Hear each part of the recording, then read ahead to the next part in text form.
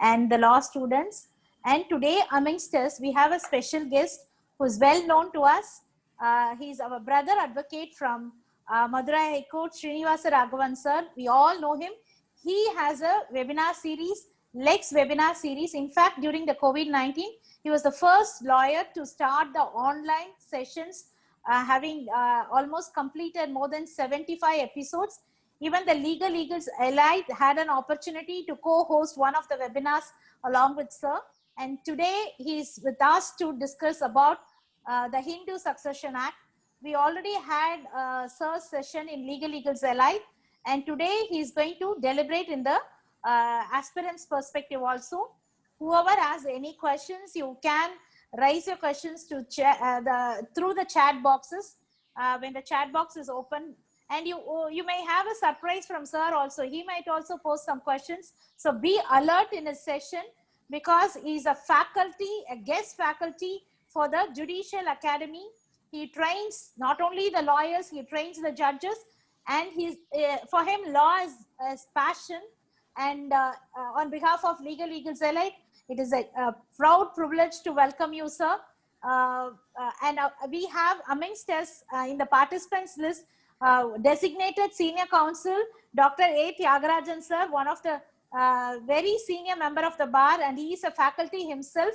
Welcome you, sir. I just saw you on the participant list. Sir was to do a session for us, but it has been delayed. Maybe we'll be welcoming sir also in future.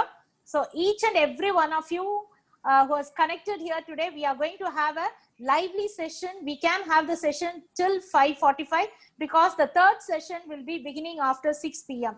On this note, I extend a warm welcome to today's guest speaker, Srinivasa Raghavan sir, to you to deliberate on the topic today. Thank you, sir. Welcome on behalf of Legal Eagles Allied. Thank you, Adlishmi ma'am. Good afternoon, one and all, and my vanakkam to Senior Counsel Tyagarajan sir. Actually, we had an occasion to have a session on Section 6 of the Hindu Succession Act in the same forum. In fact, I had dedicated more time and energy only on the particular apps called the devolution of co-personary interest in the light of the recent full court judgment of the Supreme Court in Vinita Sharma's case. That is on an academic perspective, throwing all the possible tantrums as to what is the intent of the Parliament in bringing out an amendment in the year 1956. What was the change of law introduced by the Government of India in the year 2005? And what has been the march of law since then? Today, we are on a different perspective altogether. Most of the participants today are aspirants, in the sense that they are going to write an examination for the civil judges recruitment. So Hindu Succession Act is not confined to any particular court, like a municipal court or sub-court or a district court, as it may be in some other case. For example, Motor Vehicles Act may not apply to district municipalities, and the rent control legislation may not apply to district courts. But Hindu Succession Act, as the personal law of succession for Hindus, is the law that has to be understood by the advocates from the scratch itself, and it should be easily understood by the judicial officers, irrespective of their status or array or the hierarchy. So today, let me just venture into something new to me called a section-wise analysis of the Hindu Succession Act, because that is the way in which the examinations are being conducted and the questions are being framed. And so, hence, I just changed my plan from an academic discussion into a section-wise or concept-wise analysis of the Hindu Succession Act. As you all know, Hindu Succession Act 1956 is the first ever codified Hindu law. None of the subjects governing Hindus from succession to marriage, from adoption to guardianship, were governed by any codified law till 1956. So it was the dream of Pandit Jawaharlal Nehru, who was desirous of introducing a comprehensive code called the Hindu Code, governing various subjects involving rights of the Hindus. One such act is the most important subject called the Hindu Succession Act 1956, Act 30 of 1956. Before the bill was drafted, a committee was constituted, what is called Rao's Committee. The Rao's Committee had convened a lot of meetings, preparatory meetings, discussions, and evaluation, and submitted a report. And based on the recommendations of the Rao's Committee report and the deliberation thereafter by the Standing Committee of the Parliament of India, the then Union government has introduced the bill in the year 1956, and it was passed and it came into force on 17 June 1956. So the codified law of succession for Hindus is the Hindu Succession Act. Now, let us just go to some of the very important provisions for dual purposes to understand the succession among Hindus and the application of law governing the field. So, when you go to the very basic question of definition of who is a Hindu, the definition is an inclusive definition in the sense that it is not only Hindus in India who are governed by the Hindu Succession Act. A person who is a Hindu by religion and a Buddhist by religion and a Jain or Jaina by religion or a Sikh by religion, they are also governed by the Hindu Succession Act, because Hinduism is the parent of all these four religions in the minds of the lawmakers. In other words, Buddhism, Jainism, Sikhism are the offsprings of or offshoots of the Hindu religion. So, Hindu Succession Act applies to Hindus, Buddhists, Jaina and Sikh by religion. That is there in section 2 of the Hindu Succession Act. Then 2 or 3 definitions in section 3 of the Hindu Succession Act are to be understood for the purpose of understanding the rules of distribution or rules of succession. First definition I want to bring to the knowledge of the participants is contained in section 3.1a, that is the definition of an agnate. 3.1c defines who is called a cognate, and 3.1e defines who is called a full blood, relative, half blood and uterine blood.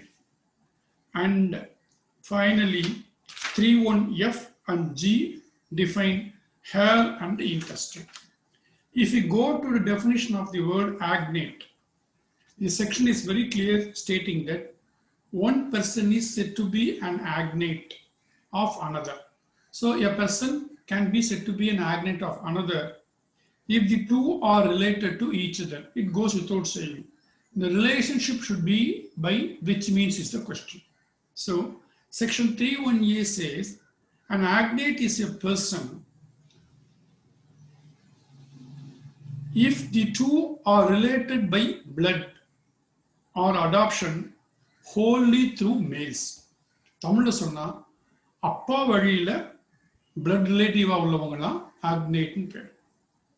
So for example, a husband has got 2 wives. The situation may be contemplated. Now we understand. Agnate is the person. One person is said to be an agnate of another if the two are related by blood or adoption wholly through the males. If they are related wholly to males, they are called agnates. Then we'll go to what is called cognates. Section 3.1c speaks of a cognate. Cognate is one person is said to be a cognate of another if the two are related by blood or adoption, but not through wholly males. So the distinction between an agnate and cognate lies in the origin, whether it is through males or not necessarily through males. If both are related through a common male, they are called agnate to each other. If they are not related to common male, they are related by blood or adoption, but not through wholly males, they are called cognate. Now, if you go to further definition of full blood, half blood, and uterine blood, you may understand it still more better. According to section 3(1)(e) of the Hindu Succession Act, two persons are said to be related to each other by full blood when they are descended from a common ancestor by the same wife. If they are descended from a common ancestor by the same wife, they are called related by full blood. And they are said to be related by half blood when they are descended from a common ancestor by different wives. It's a case of a man having two wives. So, full blood means two persons are said to be related by full blood when they are descended from a common ancestor but by the same wife, whereas they are said to be related by half blood when they are descended from a common ancestor but by different wives. Then what is called uterine blood? Uterine blood is simple. Two persons are said to be related to each other by uterine blood when they are descended from common ancestors. The gender is female here. It is not ancestor, it is ancestress. Two persons are said to be related to each other by uterine blood when they are descended from a common ancestors but by different husbands. So the mother is same, the father may be different. For example, a female marry two different males. They are called uterine blood. The next question is hair. Hair means any person. It is not confined to the gender. It means any person. We say legal hair. Hair means any person, male or female, who is entitled to succeed to the property of an intestate. An interesting question may arise on who is called a legal representative. Please go to the CPC or the General Classes Act for the purpose of a definition of a legal representative. A legal representative is totally different from legal hair.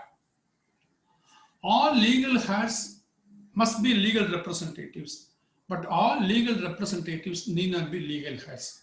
A legal representative is a person who can meddle with the property of the deceased or estate of the deceased. It need not be the legal hair. Then what is called the intestate? As you all know, Hindu law did not recognize a will being executed by Hindu till the British Parliament enacted a Hindu Wills Act in 1897.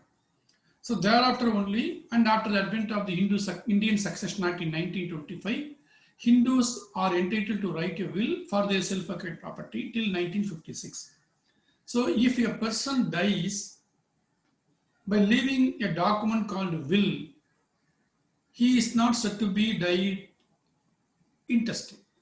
Intestacy means the male should have died leaving behind property but without executing any will or any other testamentary disposition. This is called the intestate. Such a succession is called the intestate succession. Then we move to very important section called section 4 of the Hindu Succession Act. This section 4 is to be understood to appreciate the change of law introduced by the Parliament from the year 1956 and continued till 2005. It is called the overriding effect of the Hindu Succession Act. Section 4(1) of the Hindu Succession Act reads as follows: save as otherwise expressly provided in this Act, any text, rule, or interpretation of Hindu law, or any custom or usage as part of that law in force immediately before the commencement of this act shall cease to have any effect with respect to any matter for which a provision is made in this act.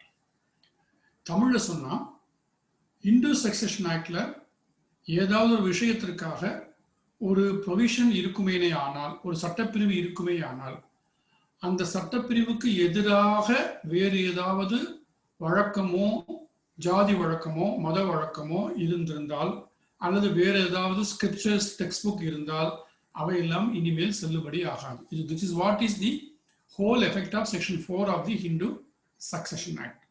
So any text like what is called Shruti, Shruti, or any other Manu rules or any other rule which we have been following will be of no application after 1956.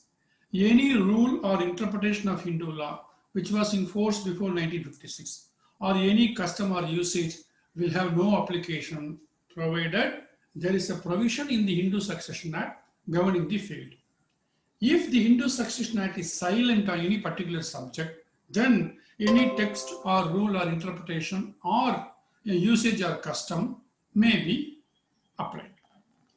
Then the second part of section 4 says, any other law in force immediately before the act shall cease to apply to Hindu insofar as it is inconsistent with the Hindu Succession Act. This is very important. For example, there were a lot of enactments by British Parliament governing the Indian subjects before 1947. Those acts will become of no use after the introduction of the Hindu Succession Act 1956 if any of the provisions of the previous act are in contravention or repugnancy to the Hindu Succession Act 1956. So the overriding effect of the Hindu Succession Act makes it very clear that when there is a provision in the Hindu Succession Act 1956, no other text, no other rule, no other interpretation, no other custom or usage or any other previous law cannot be applied. They are not valid in the eyes of law. This is called the overriding effect of the act. Then we will go to the most debated, controversial, oft-repeated and interesting, yet interesting subject called section 6 of the Hindu Succession Act. I don't want to repeat the same kind of deliberation which I had a month back before all of you in the same forum. But section 6 is the springstone of lot of suits for partition by the co-partners, among the co-partners. And in view of the fact that now the daughters are made co-partners on par with the sons, and in view of the judgment of the Supreme Court of India by a larger bench in Vinita Sharma versus Rakesh Sharma held recently, this section assumes much academic importance. I won't be surprised if a lot of questions are asked from this section because of the change of law in the field. Section 6 in 1956 has made some inroads in the rules of succession. There are some schools of thought which say that if daughter was made a co-partner in the year 1956, friends, I am sorry, that is not the correct proposition of law. A Hindu daughter never became a co-partner till 1989 in Tamil Nadu, Andhra, Maharashtra, Orissa and Karnataka, until 2005 in the rest of the country. And a daughter has become a co-partner only in the year 89 or 2005 as the case may be. But a daughter has never become a co-partner in the year 1956. Before 1956, what was the law? Is that if, I used to repeat the same example wherever I go, if there is a father called F, mother called M, and two sons called A and B, and two daughters called C and D. This is the family we are going to have an example till the session is completed or over. Before 1956, as per the law of co-partner interest in force, only male members were the co-partners. So the co-partner property will be in the hands of F father, A and B the sons. They will have an undivided 1/3 share. This is the provision of law before 1956. In the event of the father or any one of the son dies before 1956, we had a strange rule of succession called survivorship, according to which, if in the said example, father F dies, his interest in the co-partnership property, being one-third undivided interest, shall be divided by the sons equally. Not even a single inch of the property will go to the wife or the daughters, because surviving co-partners will have the property of the deceased co-partner. That was the law before 1956. In the 1956, there is a change in the law. According to the change, Section 6 has made an inroad by application of Section 8. Section 8 is the provision applicable for a Hindu male dying intestate for his self-acquired property.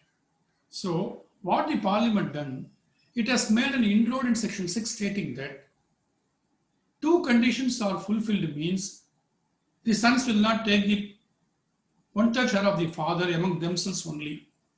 What are all the two conditions? Number one, after 1956, the father F should have died intestate.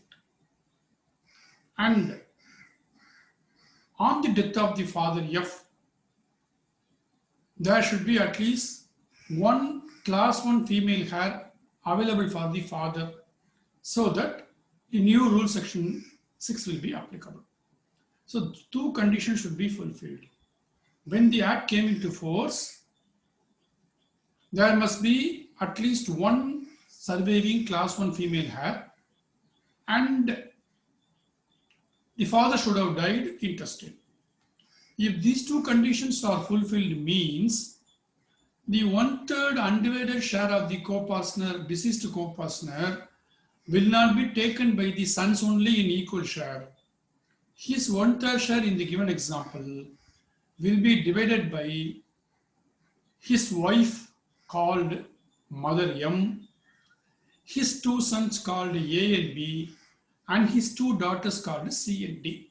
So, the one-third share of the father will be divided by mother, two sons and two daughters. So 1/3 by 1/5. This is the formula given by the Hindu Succession Act in the year 1956.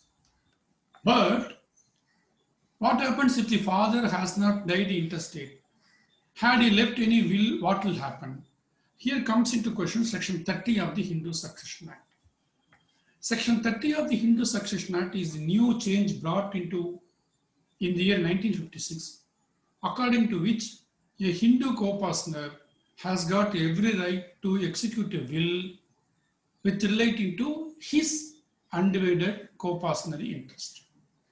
In the said example of F, M, A, B, C and D, the father F has got every right to execute a will of his one-third share to any Tom, Dick and Harry, or Lord Ram, Lakshman or Shatrughan.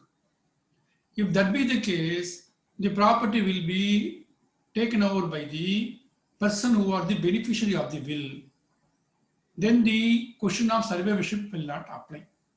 The sons cannot question the execution of will of the father because of Section 30. For example, he has died without executing a will, the father. And if there are no class 1 female heir, for example, the wife predeceased him and he does not have a daughter, means survivorship applies. So, if survivorship has to be applied after 1956, father should have been died intestate and there should be no presence of class 1 female heir. Otherwise, the Section 8 will apply. In the event of father dying intestate in the presence of either widow or daughters or sons and daughters born to the predeceased daughters, Section 6 one-third share will go to the mother, daughter and son equally under Section 8 of the Hindu Succession Act. Now, the change of law in the year 2005 now has to be taken into account. From 1956 to 2005, except in the state of Andhra, Karnataka, Maharashtra, Tamil Nadu and Orissa, daughters were not put on par with sons. They were not recognized to be a co-partners on par with the son. Only in the year 2005, the central government brought about the amendment. What is the effect of the new law?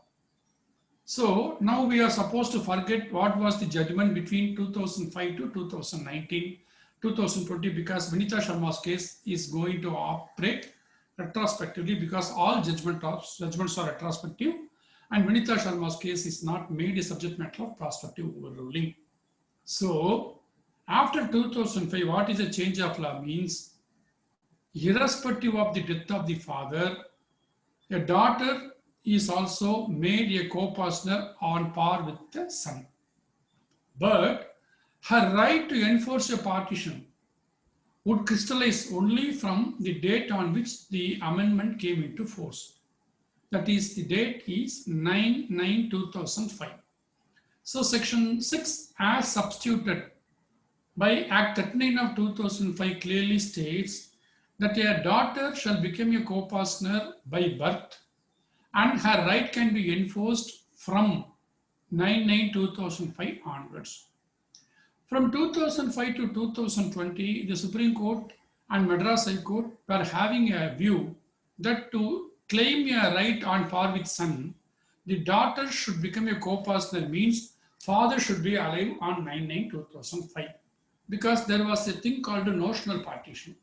That was taken to be a criterion, and the judgments were holding that had the daughter died before 2005, a daughter cannot file a suit for partition. But the judgment of Supreme Court of India in Vinita Sharma has overruled the provision of law, stating that father's death is immaterial to make the daughter a co-partner. So the effect of the judgment is that a Hindu daughter becomes co-partner by birth, but her right to file a suit will be crystallized only from 9/9/2005, and her co-partner status does not depend the marital status of herself or the death of the father. This is the important change made by the Parliament in the Hindu Succession Act, and now the daughters are made co-partners. Friends, please have in mind that either under the 1989 State Amendment to the Hindu Succession Act or under the Hindu Succession Act 2005, only daughters are made co-partners.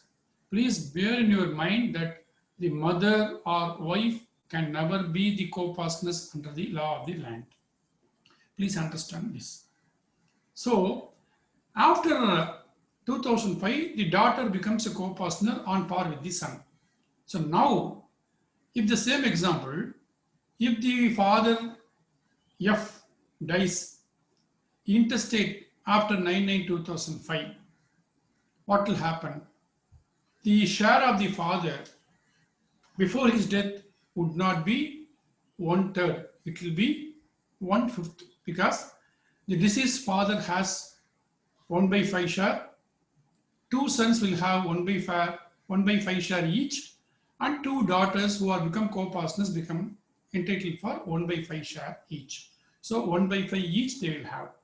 So if a Hindu father or the son A or the daughter D or C dies after 9/9/2005, Section 6+3 of the amended Hindu Succession Act says the share of the co-partner shall be divided by the heirs of the deceased equally in case of male under Section 8, in case of female co-partners under Section 15.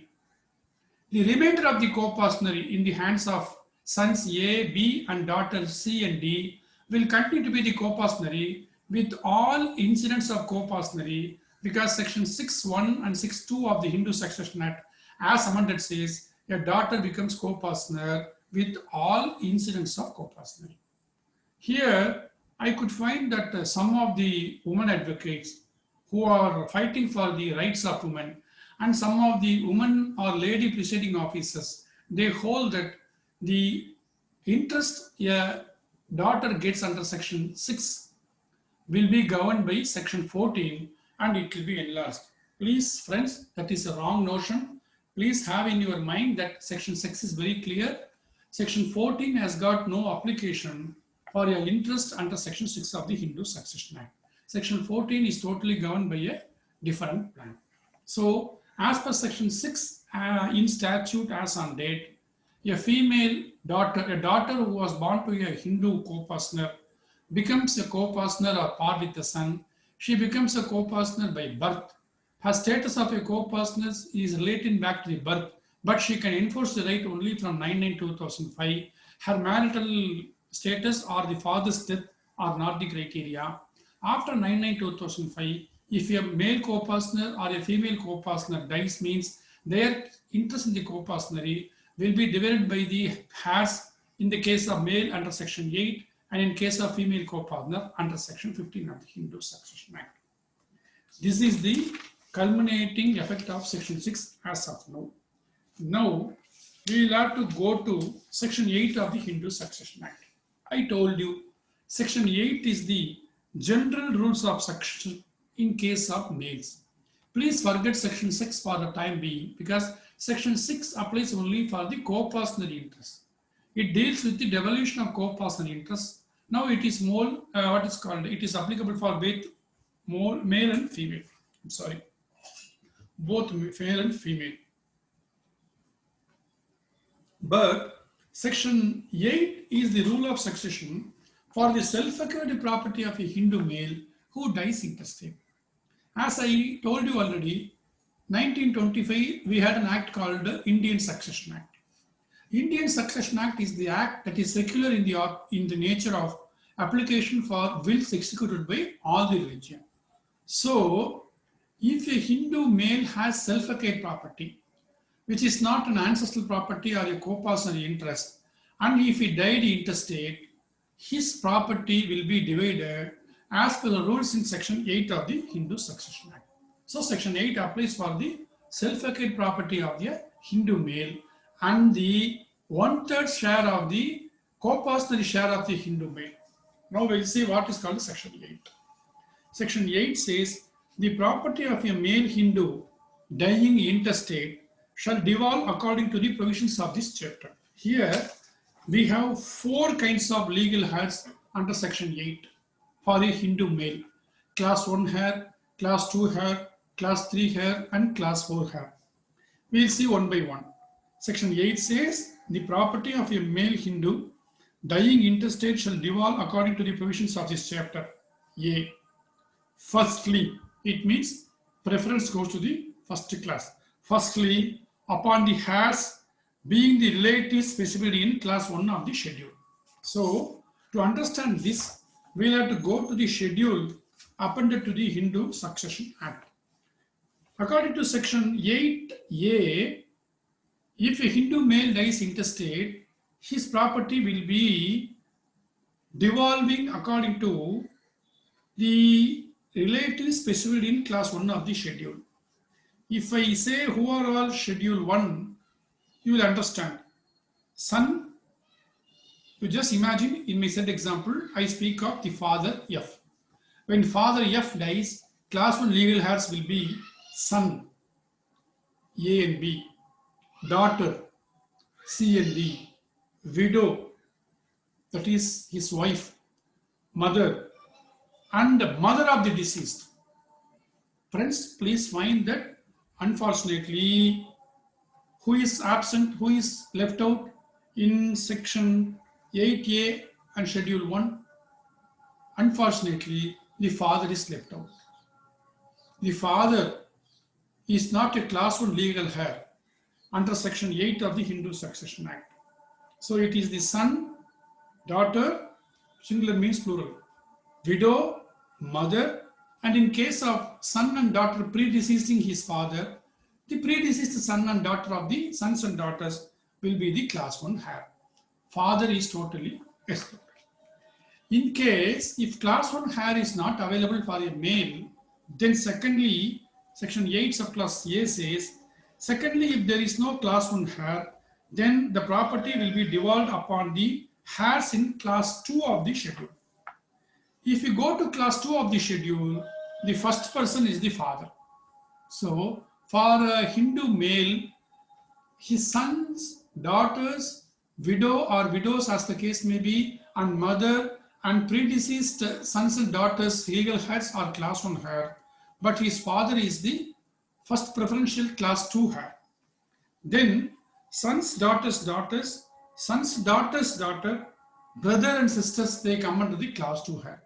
So when there are no class 1 heir like son, daughter, widow and mother, or grandson and grandchildren born through the predeceased son, the property of a Hindu male will devolve upon father, brother, sister and son's daughter's son.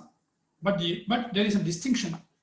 In class 1, all will take equally. For example, in the said example, if father F dies, the intestate, leaving self-accrued property, his property will be divided by all the class 1 legal heirs equally. For example, son, daughter, in the said example, mother M, son A and B, daughter C and D, they will take equally. There is no preference to any person. But in class 2, it is preferential. If in case of father being available, father will take. Then if there is no father, it goes to the brother and sister. Such is the order of succession in section 18. 8. So secondly, if there is no class 1 heir, then it goes to the class 2 in the schedule. In case there is no class 1 and class 2, the property will go to agnates and cognates. That is why I define who is called agnate and cognate. And if there is no agnates of the deceased, cognates of the deceased, the property will go to the government called exchequer. This is the order of succession in section 8 of the Hindu Succession Act. Then section 9 explains the operation of section 8. I told you now, among class 1, all will take equally. Among class 2, it will be preferentially. This is given in section 9. So if the question is asked to you, what is the order of succession among the heirs in the schedule, you should remember section 9 of the Hindu Succession Act. Section 9 says, among the heirs specified in schedule, those in class 1 shall take simultaneously and to the exclusion of all other heirs. Class 1 heirs will take simultaneously and they will exclude class 2, class 3 and class 4. And those in the first entry in class 2 shall be preferred to those in the second entry in class 2. So when there are no class 1 heirs, if you go to class 2, father is the first entry. So he will be taking exclusively. Brother and sister cannot take if the father is alive. Only when the father is not alive, brother and sister of the father F in my example can take the property. This is the rule of succession, order of succession among males in Hindu Succession Act for self-accrued property under section 9. Then we will go to section 15 of the Hindu Succession Act. Section 15 speaks of general rules of succession in case of female. When a male died intestate, section 8 applies. Similarly, when a female died is intestate, section 15 applies. But section 8 and section 15 are on two different plans. If you read section 15, you will understand. Section 15 says, the property of a female Hindu dying intestate shall devolve according to the rules set forth in section 16. It devolves upon firstly upon the sons and daughters and the husband. So, for a Hindu female, the preferential legal heirs are the sons, daughters and the husband. And in the absence of the sons and fathers and husband only, it will go to the heirs of the husband. In the absence of the heirs of the husband only, it goes to the mother and father. So, the mother and father of a Hindu female are only given the third slot. In the first slot, sons and daughters and husband, they find a place. They take equally among themselves. If there are no sons and daughters and the husband of the female, it goes to the heirs of the husband. And in the absence of both sons, daughters and husband, and also the absence of the husband only, the property will go to the parents of the female, mother and daughter. Then, in case of absence of sons, daughters, husband, heirs of the husband and parents of the female, it goes to the heirs of the father. In the absence of the heirs of the mother, ultimately it goes to the heirs of the mother. These are all not practically possible, but because we have got now almost one family having at least one legal heir. So the general rule of female can be stated as when a female died intestate, her property will be devolved among the sons, daughters, and husband in the first instance. In their absence, is go to the heirs of the husband, and in the absence of the heirs of the husband, is go to the parents of the female. This is section 15 of the Hindu Succession Act regarding rules of revolution among the female heirs. Then we'll have to go to very important section, section 14. I may not cite any citation now because it might divert the attention of the audience. But anyhow, friends, please have in mind there is a case called the Tulsima's case in Supreme Court. In thing I have devolved upon the same when he was dealing with section 6 previously. This is the landmark case on section 14. Section 14 is armor or weapon in the armor of females. Section 14 of the Hindu Succession Act is called the enlargement of the limited right into an absolute right. Section 14 says property of a female Hindu to be her absolute property. Any property possessed, the word is, it is not owned. It is called possessed. Any property possessed by a female Hindu, whether acquired before or after the commencement of the act, shall be held by her as full owner thereof and not of limited owner. Here, a passing reference to the old law under the 1937 Widows' Right to Property Act has to be recalled. As you all know, in 1937, the British Parliament enacted Hindu Right of Women's Property Act 1937, in which a widow will have a limited interest over the share of the husband for her maintenance till her death, and the sons will have a reversionary right. It is called a limited interest. In 1956, Section 14 of the Hindu Succession Act has enlarged whatever limited right a Hindu female was having before 1956 will become her absolute property from 1956. This is called the enlargement of the widow's right. It need not be a widow. Any female Hindu who has got a property in lieu of maintenance or in lieu of any limited interest he is having will become her absolute property after the advent of Section 14 of the Hindu Succession Act. But Section 14.2 has got an exception being introduced. Section 14.2 says, nothing contained in subsection 1 shall apply to any property acquired by way of gift or under a will or any other instrument or under a decree of a court, civil court, or an award of a decree or something, which says she has only a restricted right over the property.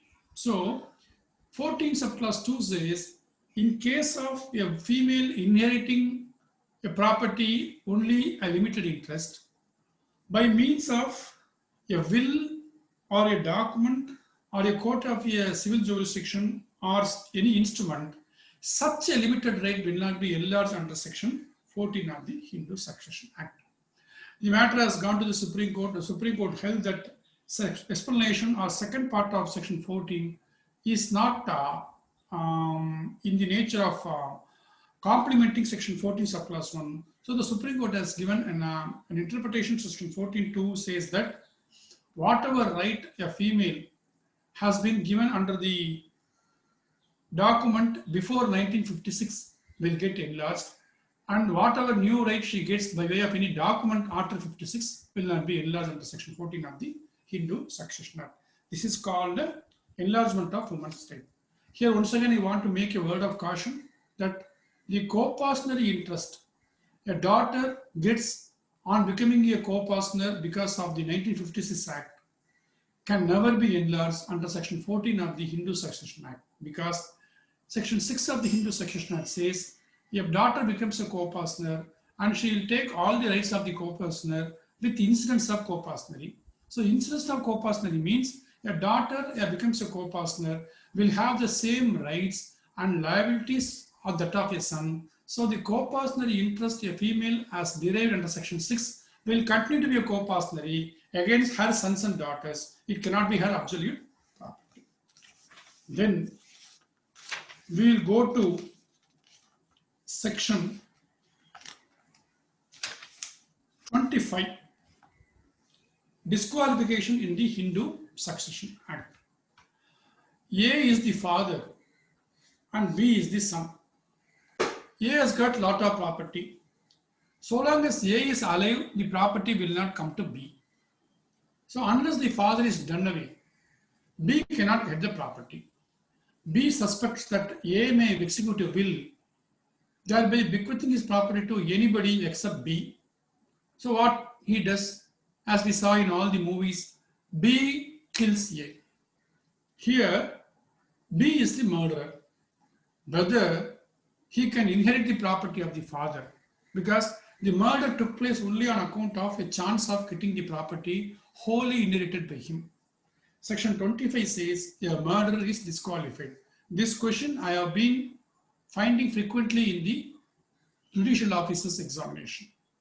A person who commits murder or a person who abates the commission of an offense of murder shall be disqualified from inheriting the property of the person murdered or any other property in furtherance of the succession to which he or she committed or abetted the commission of murder. So here I want our advocate friends to have some original thinking. I think section 25 of the Hindu succession is not properly or happily worded. Murderer is a very vague term.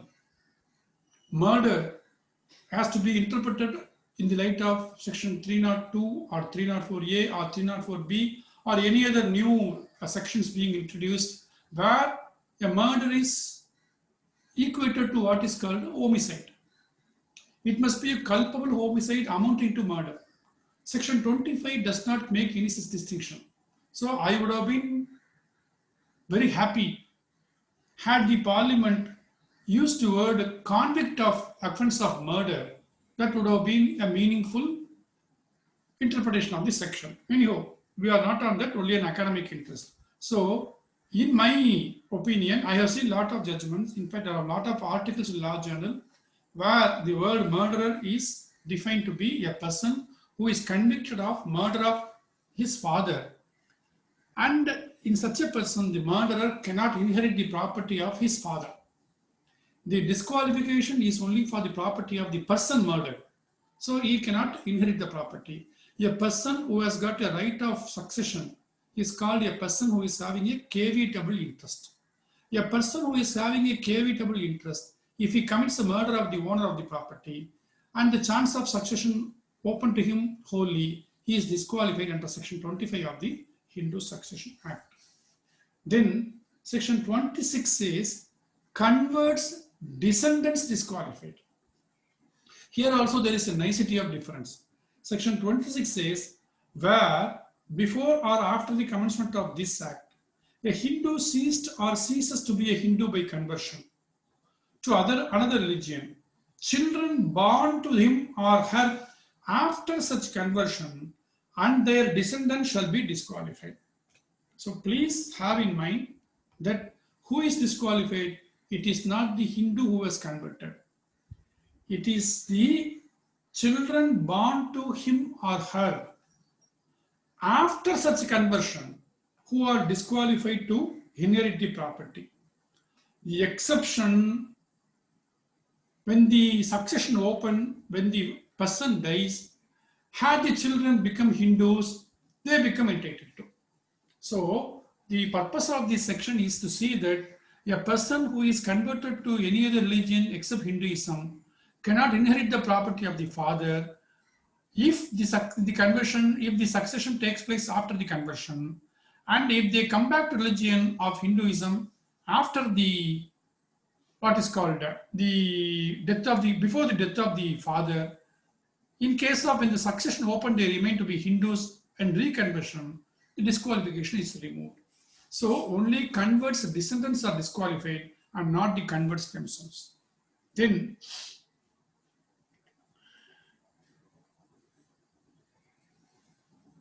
In case of disease, it cannot be a disqualification. Please bear in mind that before 1956, lunatics and idiots or persons of unsound mind, or to use the proper word, persons who are mentally challenged were disqualified in holding any property. That has been removed by a separate act. Section 28 says no disease can be a point for disqualification.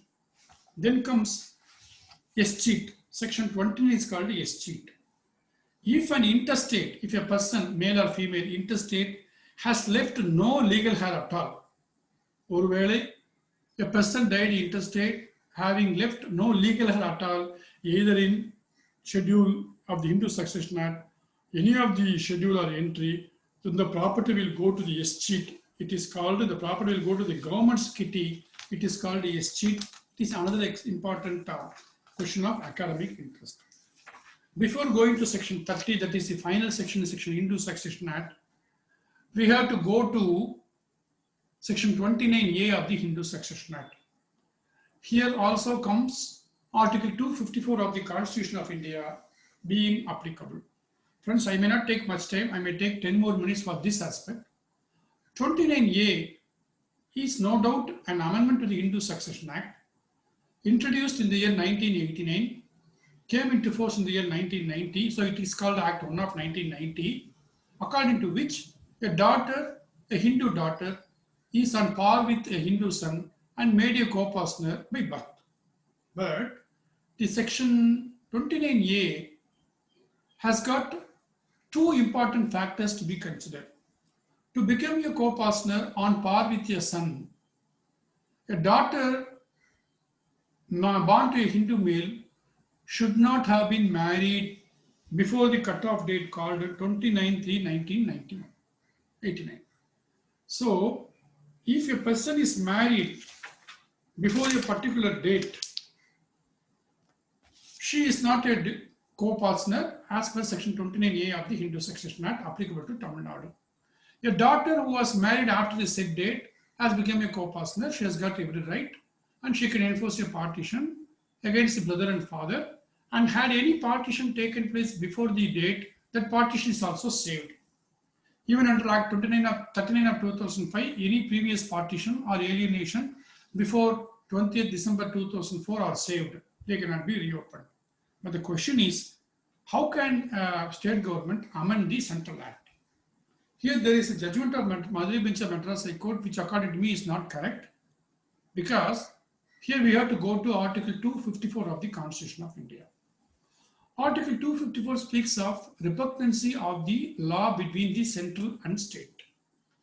If you go to Article 254, it says, before that we'll have to go to the list of subject entries in the Constitution of India. We all know Constitution of India has got three lists: state list, central list and concurrent list.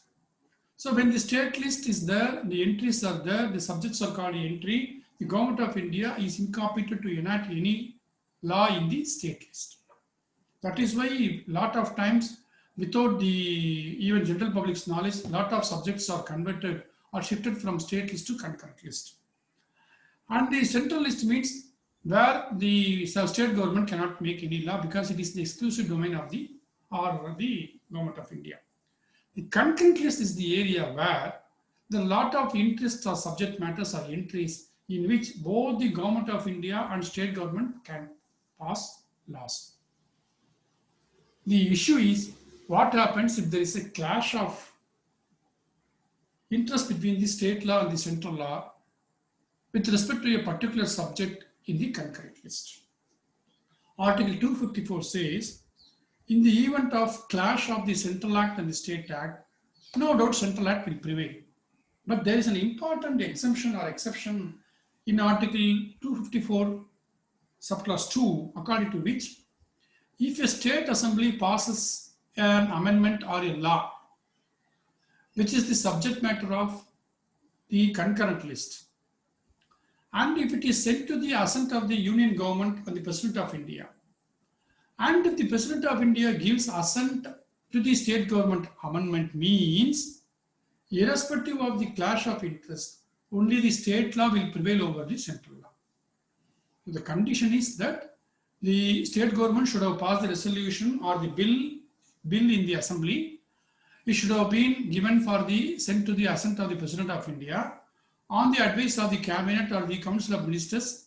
If the President of India gives assent to the state amendment, then the state law will prevail over the central act. An important twist comes now. Thereafter, if for some reason, once again, if the government of India, Union of India enacts once again a law, the state law will go away. Again, the central law will prevail over the state law. So we contemplate C situation. Concurrent list, a subject in concurrent list, state government making a law, or the central government may make a law. In case of clash of laws, Government of India law will prevail over the State Act. Scenario 2, a state government passes a bill and sends the same to the assent of the President of India. The President gives assent means the State Government Act will prevail over the central government.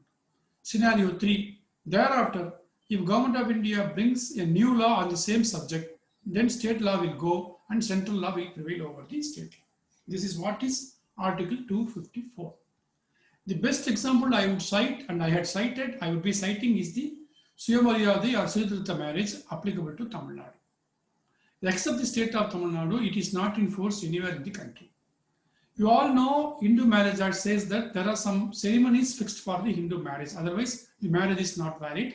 Very important ceremony. Please understand, tying of thali is not an essential ceremony of the marriage. According to Hindu Marriage Act, Sabdabadi is the essential or conclusive ceremony for conclusion of the marriage. But Section 7A was introduced by the government in force in Tamil Nadu. According to which, Section 7A was passed in the State Assembly, thereby paving way for a self-respect marriage, Suyamaryadi marriage or Suyadrita marriage, according to which no religious rituals are required. Any male and female who are competent to marry as per the law of the land marry according to their own whims and fancies. No question of any religious practice being followed. This Section 7A was assented by the President of India. So it has come to the statute called Hindu Marriage Act, central government. So within the state of Tamil Nadu, the state amendment or the state provision will prevail over the central act.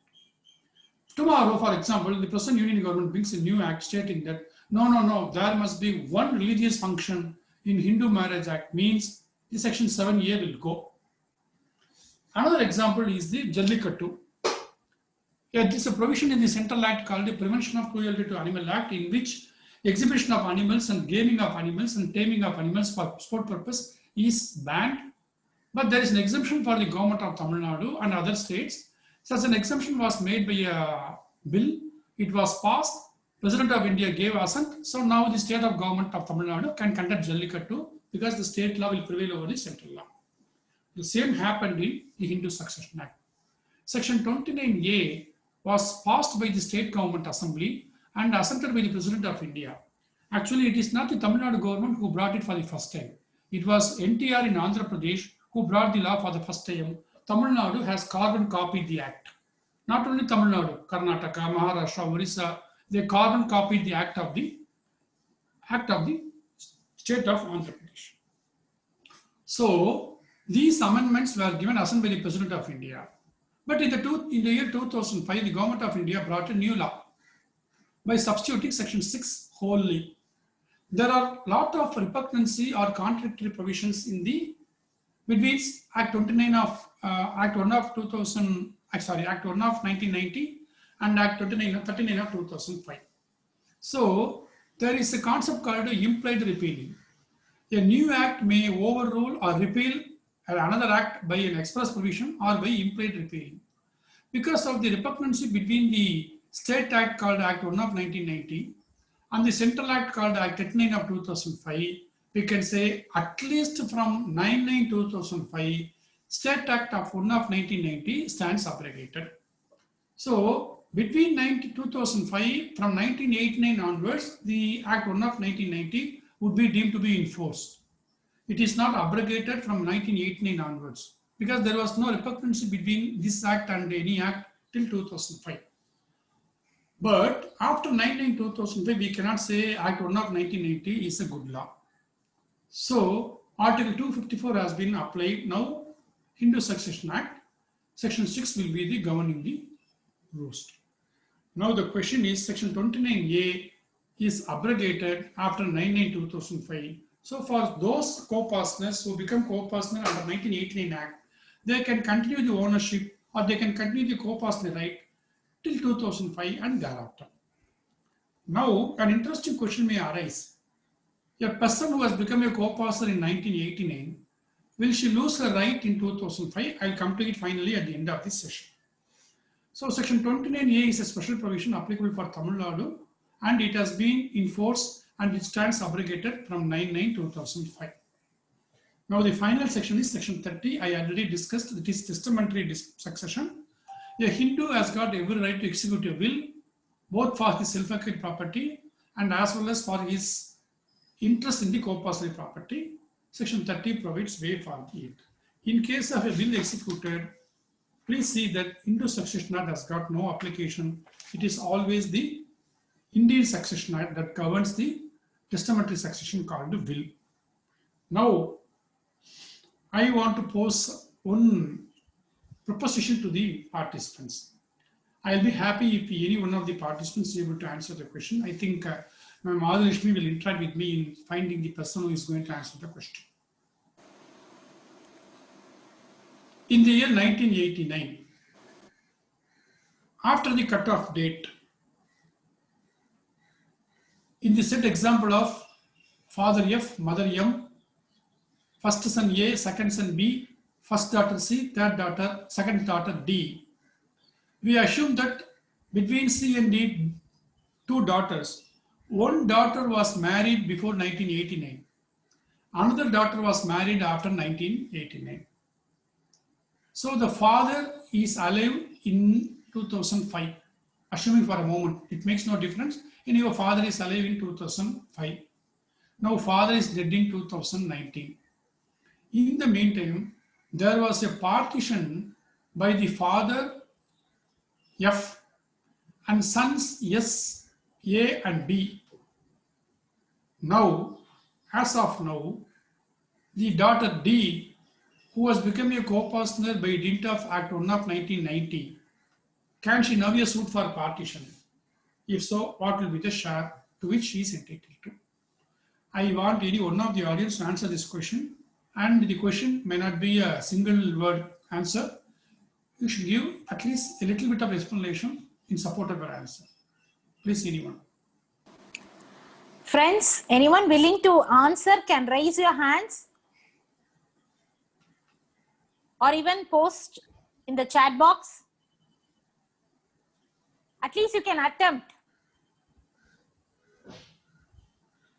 Any one of you can attempt or discuss with sir. They need not tell their name. They can just straightly talk to me without telling their names. There is a hand raise, sir. Ask her to talk to me, ma'am. Unmute her. I don't know. Okay, Nandagopal, sir, you can unmute yourself. Two participants raised a hand. Yeah, Mr. one is Nandagopal and Gopi. Yes, ma'am. Yes, ma'am. Yes, sir. You can deliberate with sir. Sir, 1988, after 89, the daughter. Yes, sir. Have got a right of at 39 of 2005. So, since father is alive, even the father is alive, the woman, like a daughter that is called A, B, C, D in D, have got equal right as of son, as per son A, B equally. Okay. And the mother also, I think, is one of the legal heir. No, mother is not right. Only daughter equally right to as A and B. Yes, sir. No. My question is, yes, sir. Between the two daughters, one daughter was married before 1989. Yes, another daughter was married after 1889. Yes, in the year 2019, father died. In the year 2020, both daughters filed a suit for partition. But unfortunately, before 2005, father and brothers have partitioned the property already. whether they'll have any share. If so, what is the share? If the partition took place on Before 2005, when the father was alive. before 2005, that is on December 12, December 30, I think the specific date is given in Act. 2012-2004 is the cutoff date given in the Act 29 of 2005. Before 2012-2004, there has been any partition or disposition of any property between the co-partners, the daughters would not get the right of property of the fathers.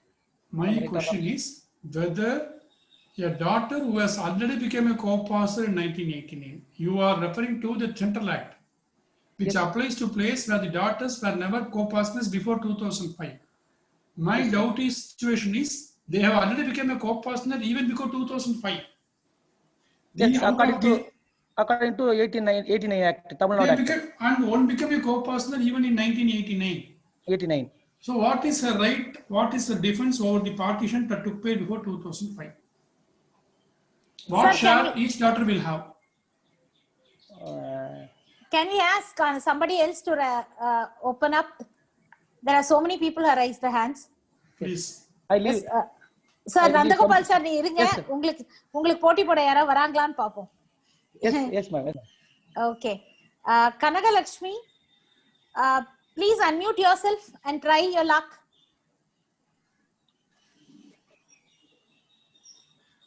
Kanaka Lakshmi, you have to unmute.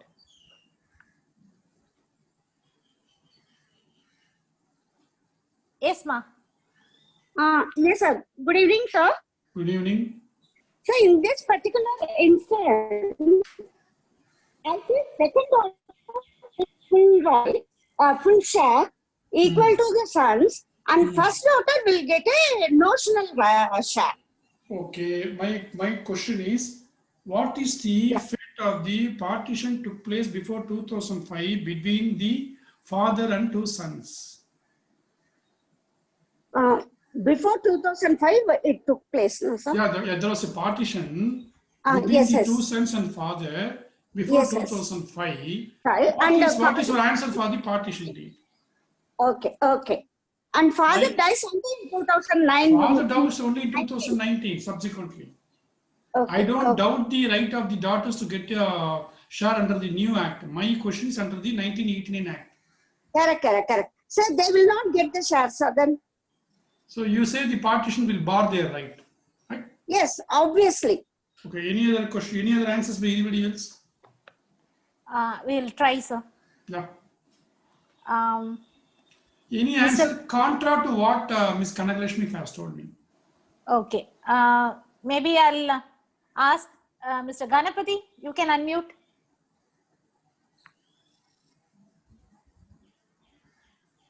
Okay, he's not unmuting. Manihanda Kumar, you can unmute. Hello. Okay, sir. Ganapati sir, நீங்க பேசுங்க. Sir, good evening, sir. Good evening. சொல்லுங்க sir. Sir, after 89 act படிக்கு வந்து father ஷேர்ன்றதால வந்து எல்லாருமே வந்து rights வந்து devolution ஆகுதுன்றதானே sir. அது வந்து கிராண்ட் ஃபாதர் ஷேரோ அந்த மாதிரி ஏதாவது ப்ராப்பர்ட்டி இருந்தாலும் ஆன்செஸ்ட்ரலா இருந்திருக்கும் போது தான் அவங்களோட கிராண்ட் டாட்டர்ஸ்க்கு வந்து 89 முன்னாடி கல்யாணம் ஆனவங்களுக்கு இல்லை அப்படின்றத நம்ம அதுல டவுட்டே இல்ல. அதுல ஒரு டாக்டருக்கு ஈக்குவல் ஷேர் கிடைக்காது, ரெண்டாவது டாக்டருக்கு கிடைக்கும். ஏற்கனவே ஆன்சர் வந்தாச்சு. என்னுடைய கேள்வி 2005க்கு முன்னாடி அப்பாவும் ரெண்டு பசங்களும் மட்டும் இந்த டாக்டர்ஸை விட்டுட்டு பார்ட்டிஷன் பண்ணிக்கிட்டாங்க. 2019ல அப்பா இறந்து போயிட்டாரு. 2020ல இந்த டாக்டர்ஸ் ரெண்டு பேரும் அண்ணன் மேல சூட் ஃபார் பார்ட்டிஷன் போட்டா அந்த பழைய பார்ட்டிஷனுடைய கதி என்ன? அந்த பார்ட்டிஷன் டிஃபென்ஸா இந்த ரெண்டு பசங்களும் இல்ல ஏற்கனவே பார்ட்டிஷன் பண்ணிட்டோம் உங்களுக்கு ரைட் இல்லைன்னு சொல்ல முடியுமா? இவங்களுக்கு நாலேஜ் இருந்துச்சுன்னா ரைட் இல்லைன்னு சொல்லலாம் சார். ஏன்னா இவங்க பூஸ்டட் ஆயிடுறாங்க. அதனால நாலேஜ் இருக்குன்னு நான் சொல்லவே இல்லை. நாலேஜ் இருக்குன்னா நேரம் நான் that is different matter. Suit for partition யாரும் பர்டிகுலர் டாக்குமெண்ட்ஸ் எல்லாதுன்னு நம்ம ரிலீஃப்லாம் கேட்கறது இல்லை. In a suit for partition, any previous disposition becomes automatically invalid. Yes, வந்து ஒரு prayer கேட்கணும் அவசியம் கிடையாது. Okay, sir. Any other answers? There's one answer on the chat box, sir. Can you read it if you don't mind?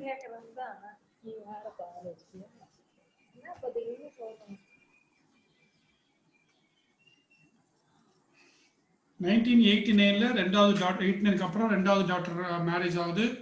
2005க்கு முன்னாடி 89க்கு அப்புறம் partition ஆகுது.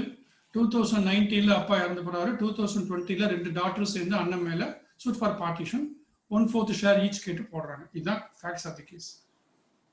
இந்த டாட்டருக்கு இந்த பார்ட்டிஷன் அப்ப நடந்தது தெரியாது. இப்ப ரிட்டர்ன் ஸ்டேட்மெண்ட் போடும் பொழுது ரெண்டு பசங்களும் சேர்ந்து இல்ல ஏற்கனவே நாங்க பார்ட்டிஷன் பண்ணிக்கிட்டோம் அப்பா இருக்கும்போது ஸ்டேட்மெண்ட் போட்டால் உங்களுடைய பதில் என்ன? Can I unmute someone, sir, again? Please. Okay. People who have answered, please lower your hands because ellaroda hand raise அப்படியே இருக்காங்க. Whom? Okay. Veronica, can you try? Unmute yourself. Veronica.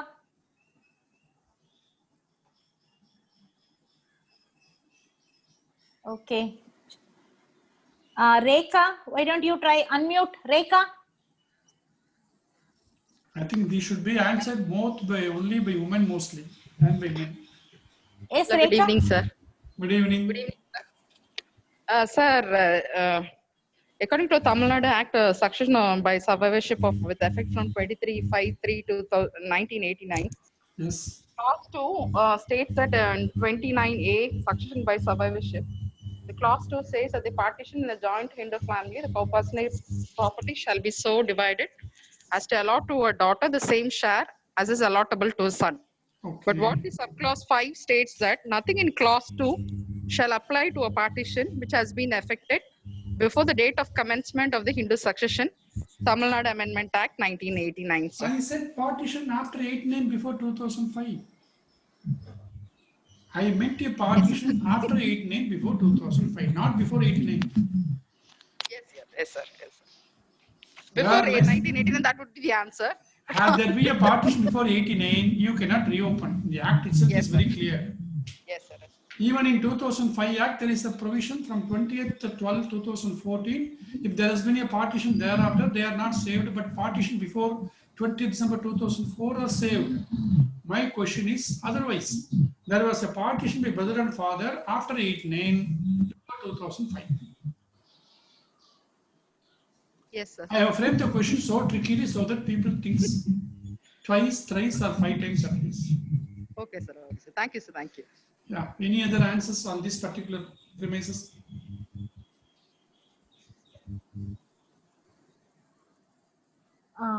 So chatல கொஞ்சம் answers இருந்தது.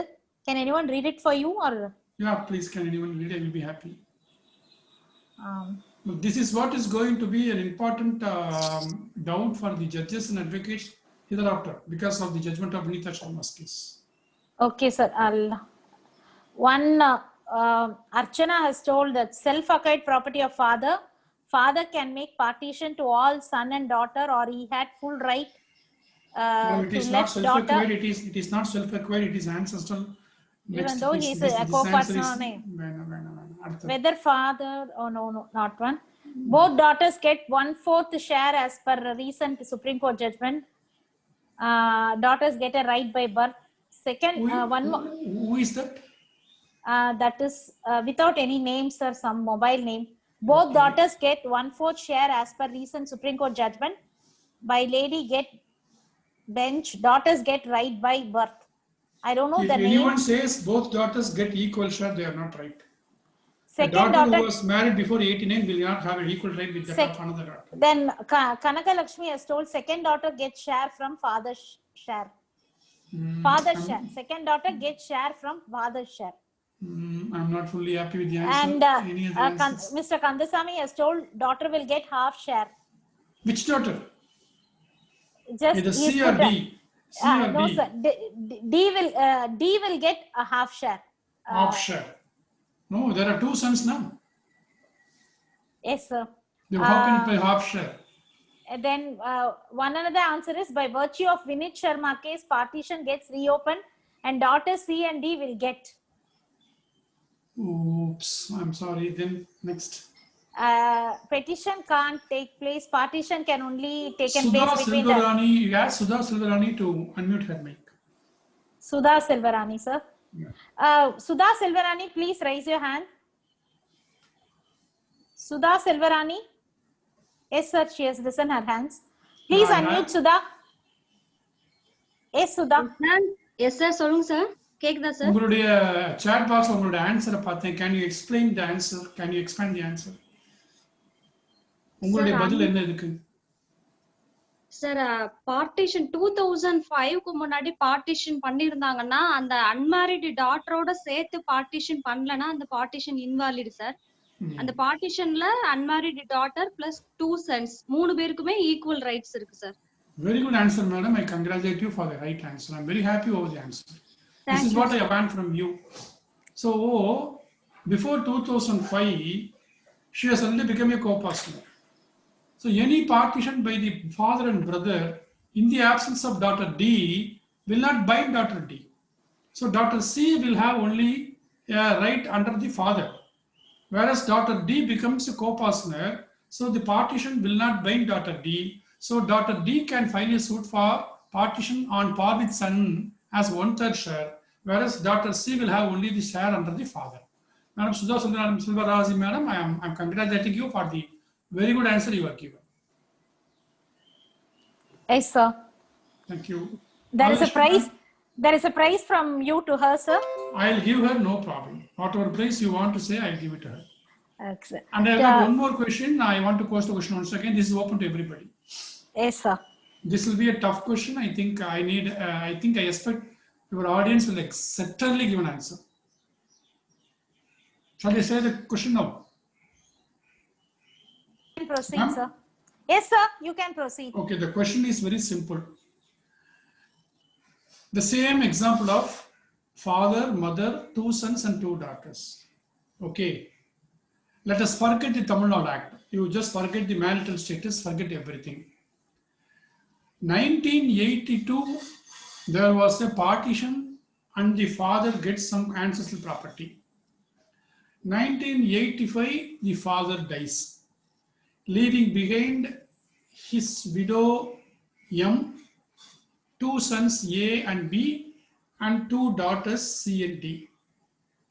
Father died before 2005 and in 1989. Whether in the, what was the, now in the 2020, can the daughters file a suit for partition? If so, what is the share of the daughters? We are now not bothered about 1989 Act. The proposition is purely under the 2005 Act and judgment of Supreme Court in Vinitha Sharma's case. I repeat, Yes. in 1982, there was a partition, father gets an ancestral co-partner share. In 1989, he dies, leaving behind his wife, 2 daughters and 2 sons. No partition, nothing. In the year 2020, the daughters file a suit for partition. What will be the defense of the sons and whether the suit is maintainable or not? What is the share of the mother? A very important question is, what is the share of the mother in the year 2020 or the property of the father? Friends, please raise your hands up. Answer in the chat box. Mr. Gopi has answered in the chat that mother, no share. Mother no share is, Mr. Gopi can be unmuted. Okay. Mr. Gopi, raise your hands.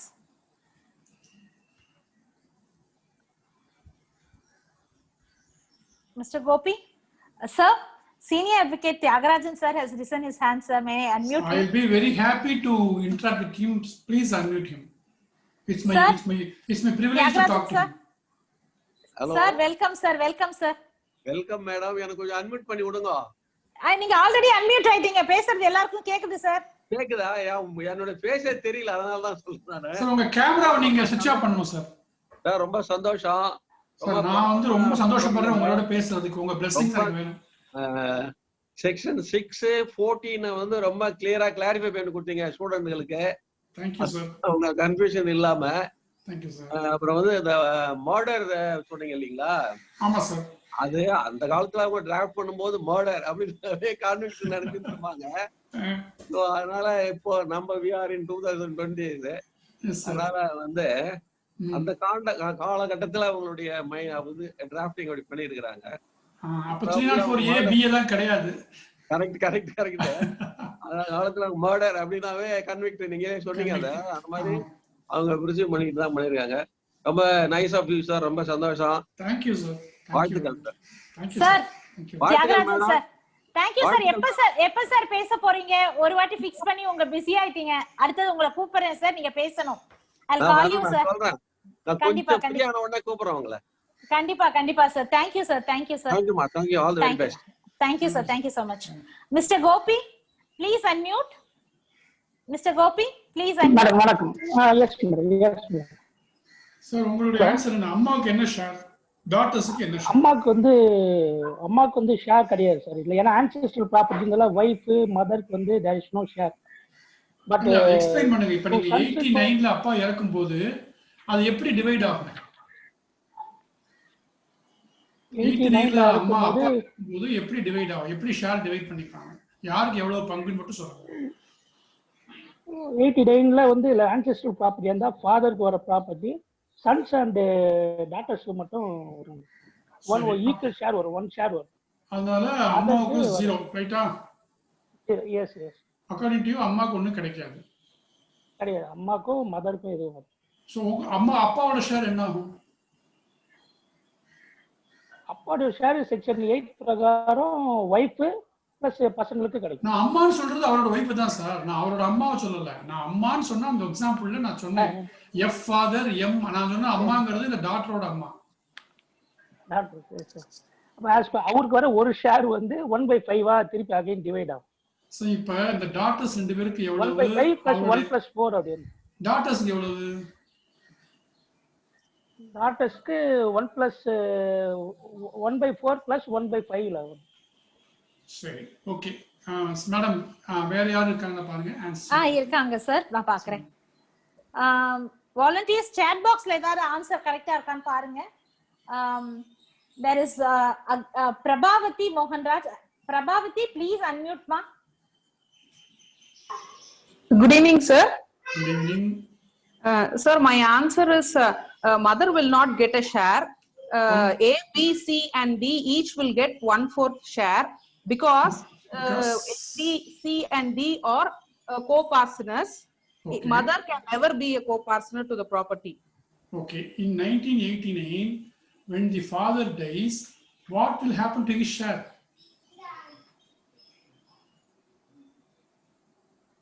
Yes, அவருடைய share எவ்வளவு? நீங்க அப்பா அவருடைய share எனக்கு சொல்லுங்க. What is the undivided share of the father when he died? What is called a notional partition immediately prior to his death? Immediately it will be devolved among the 4. ABC. அப்ப அந்த 4ல வைஃப்க்கு ஒரு share வராதா? That's ancestral property, so his wife will not get that share. Okay. Anybody else? அடுத்தது நீங்க. Thank you ma'am. வேற ஏதாவது answer? Thank you. Ramya, Sia Ramya, please unmute. Hello, good evening sir. Madam இந்த question புரியுதா உங்களுக்கு? புரியுது sir. ஆக்சுவலா வந்து ஃபாதர் கோபாஸ்னரி ப்ராப்பர்ட்டி. எஸ். 1989ல அப்பா இறந்து போறாரு. இறந்து போகும்போது கூட அவரோட வைஃபையும் 2 சன்ஸையும் டாட்டர்ஸையும் விட்டுட்டு போறாரு. எந்த பார்ட்டிஷன் ஆகல. 2020ல பொண்ணு பார்ட்டிஷன் ஷூட் போட போறா. இப்ப அவங்களுடைய ஷேரை 89ல எப்படி கால்குலேட் பண்ணுவீங்க? 89ல டிவைட் ஆகும்போது it will divide as 1/5 sir, because 2 daughters, 2 sons and father one share, so it will divide as 1/5. So according to you, mother share mother won't get because it is ancestral property partition la vandadanaala. Okay. Any other answers madam? Madhi madam, வேற யாராவது? Mr. Arul, you can unmute. Just one second. சொல்லுங்க. Welcome, சொல்லுங்க. One second sir. Actually partition on a property வந்து father oda its own property, so it will divide as 1/5 wife க்கும் சேர்த்து 1/5 வரும் sir. Okay, right. அடுத்தது next answer. Okay. Mr. Arul, please unmute. Mother will get 1/20th sir. எனக்கு எப்படின்னு சொல்லுங்க. எனக்கு வந்து 1989ல when the father died, what was the share of the each and every individual? Actually father and A, B, C, D 1/5. F father, அவரோட wife M, A and B are sons, C and D are daughters. அப்பா M வந்து 1989 இறந்து போறாரு. இறந்து போகும்போது அதனுடைய அந்த property யார் யாருக்கு எப்படி பிரியும்? 2020ல டாட்டர்ஸ் வந்து அண்ணங்க மேல சூப்பர் பார்ட்டிஷன் போட்டா எவ்வளவு கிளைம் பண்ணலாம்? போட முடியுமா முடியாது? அப்போ அந்த டெத்தும் போது நோஷனல் பார்ட்டிஷன் நடக்குங்க. அப்ப exactly, very good, that way you are right. அப்ப அந்த எப்படி ஷேர் பிரிப்பீங்க நோஷனல் பார்ட்டிஷன்? 5 மெம்பர்ஸ் இருக்காங்க. 5 மெம்பர் இருக்காங்க. ஓகே, மதரை லீவ் பண்ணிட்டு 5 மெம்பர்ஸ், ஃபாதருக்கு ஒரு ஷேர், ஏபிசிடி அவங்களுக்கு ஈக்குவல் 1/5 1/5 வருதுங்க. அந்த ஃபாதரோட 1/5 ஷேர் வந்து இப்ப இருக்கிற மதர் ஏபிசிடி 4 பேரும் பிரிச்சுக்கிறாங்க. Okay, okay. Where answer, madam? Anybody else? Where Mr. Govindraj, please unmute. Mr. Govindraj, sir.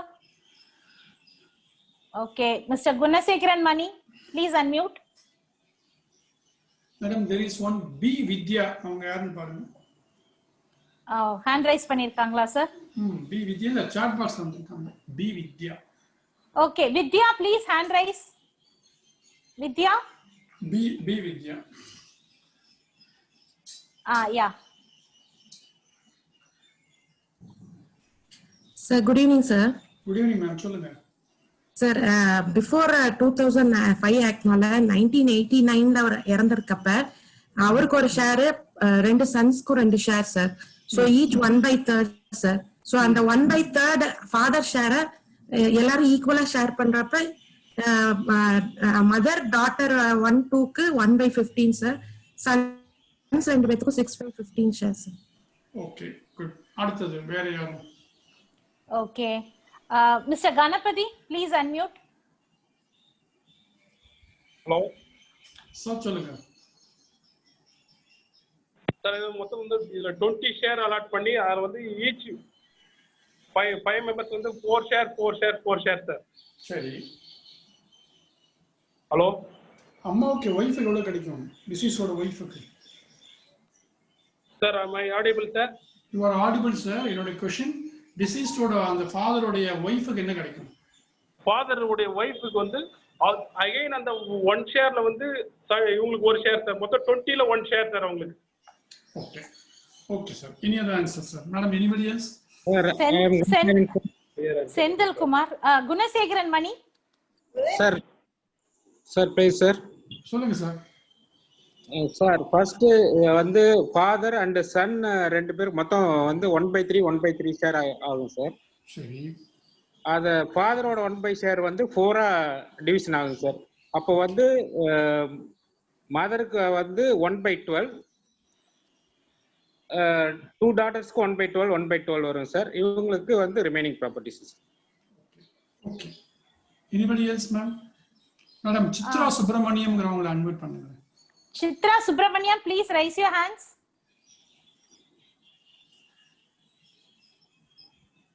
Volunteers, try to find Chitra and unmute her. Chitra Subramaniam.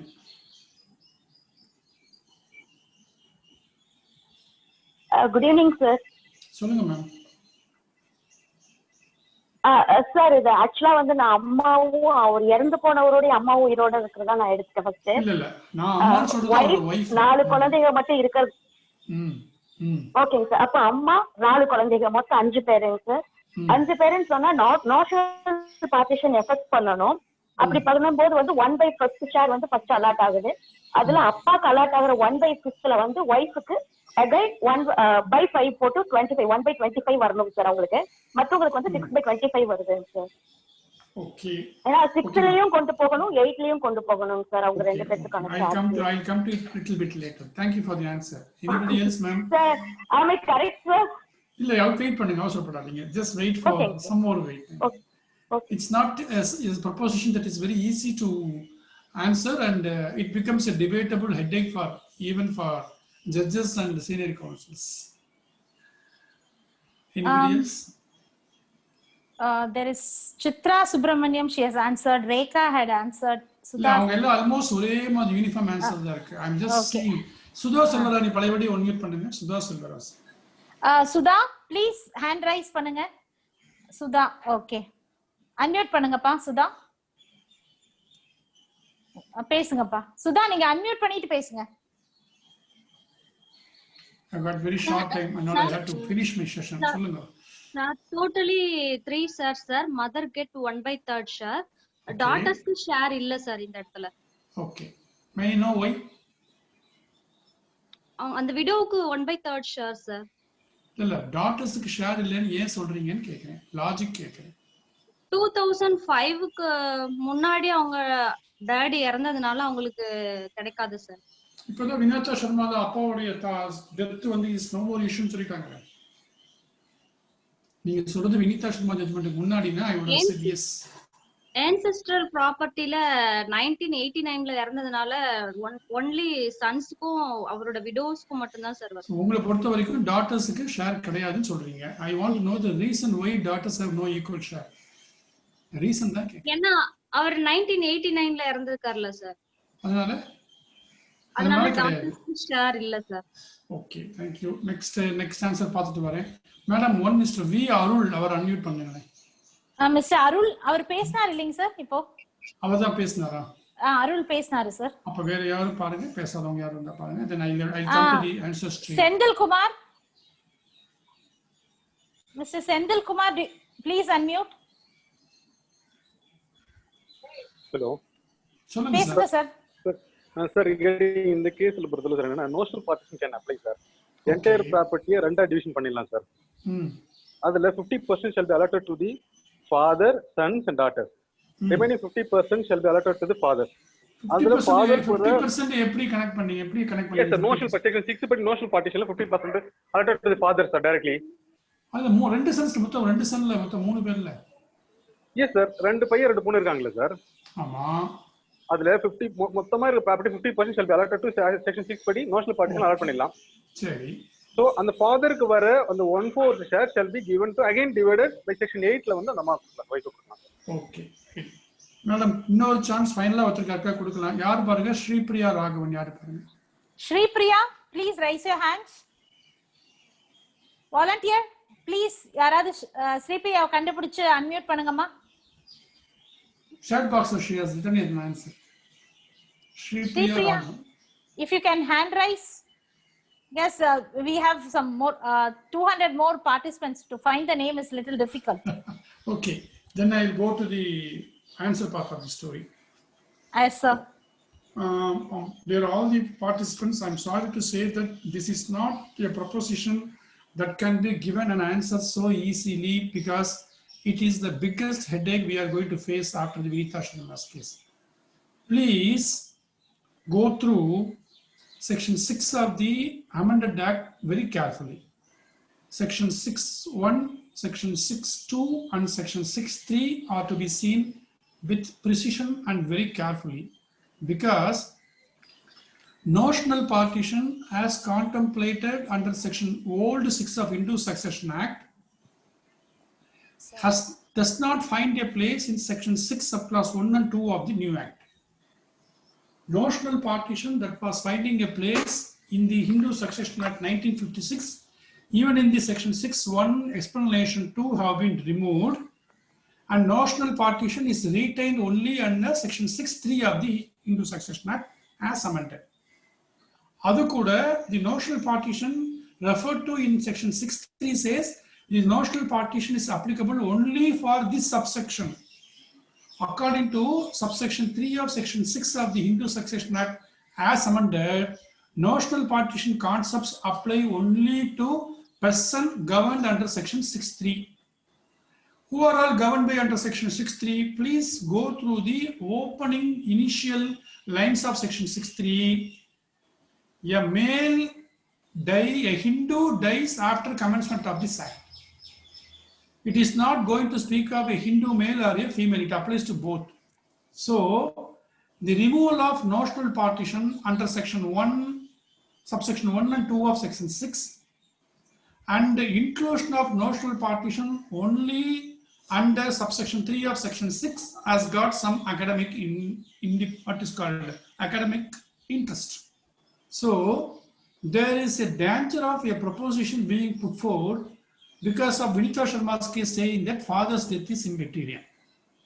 So, According to section 6 subclass 1 and 2 of the Hindu Succession Act, a daughter becomes a co-partner by birth, and marital status or death of the father is no more material. So there is one proposal by one of my advocate friend who gives a very strange answer to this proposition.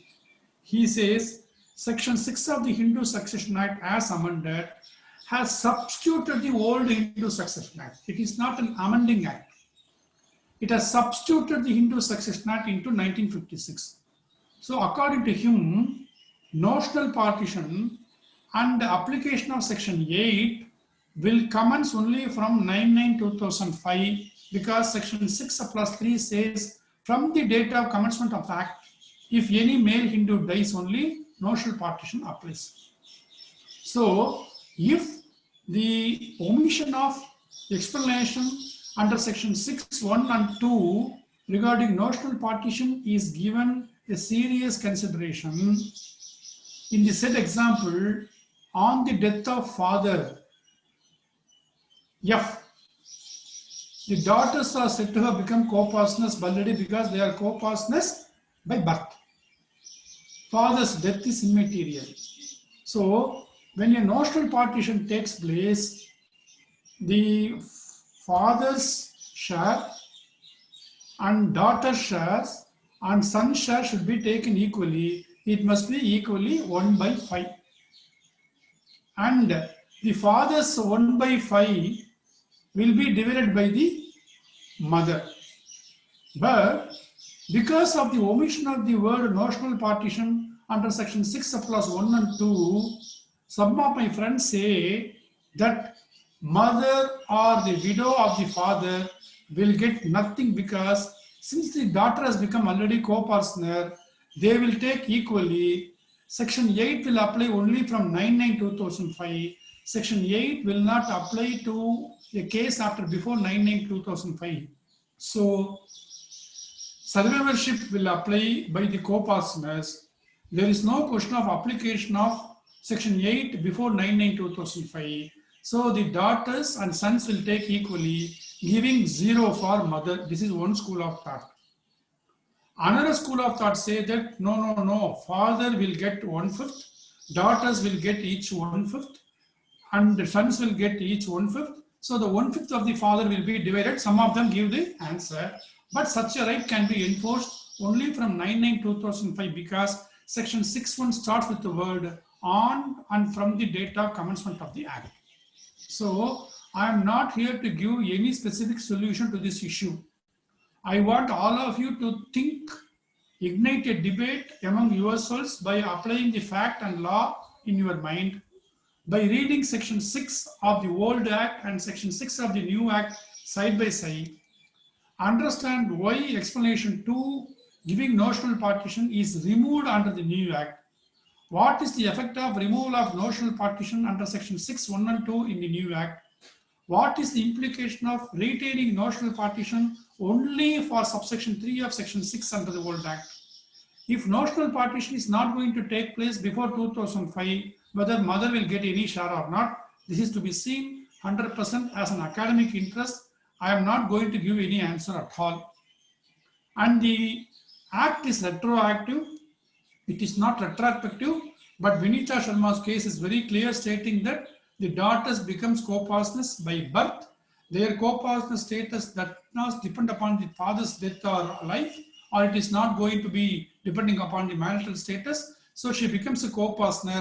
Her right to enforce the partition will crystallize only from 9/9/2005. That is why I say the suit is to be filed in the year 2020. So she has become a co-partner by birth. Her right to file a suit for partition has crystallized now, but whether she will take as a co-partner along with the sons in entirety, leaving nothing for the mother, is to be seen in the light of amended section 6(1) and 2 in contravention to amended section 6 class 3 of section 6 in comparison with old section. So I am leaving the discussion open for an academic discussion and debate, and please ignite a discussion among your friends and come to a decision little bit later academically. And last but not the least, before departing, one Savitri has posted a question called what do you mean by retroactive? Retroactive means the act is neither retrospective nor prospective. It depends upon contingency. The contingency in the Hindu Succession Act is the partition or testamentary disposition that takes place on 2012-2004. So the partition taken place before 2012-2004 are not affected, but partition that took place after 2012-2004 are not saved, and the what is called the operation of the Hindu Succession Act as amended would depend upon the contingency of partition or death of the father or birth of a co-partner. So it is retroactive in the sense that it is not from the date of the 1957-56 Act. It is only from the particular date called contingency of a partition in the family, that is on 2012-2004.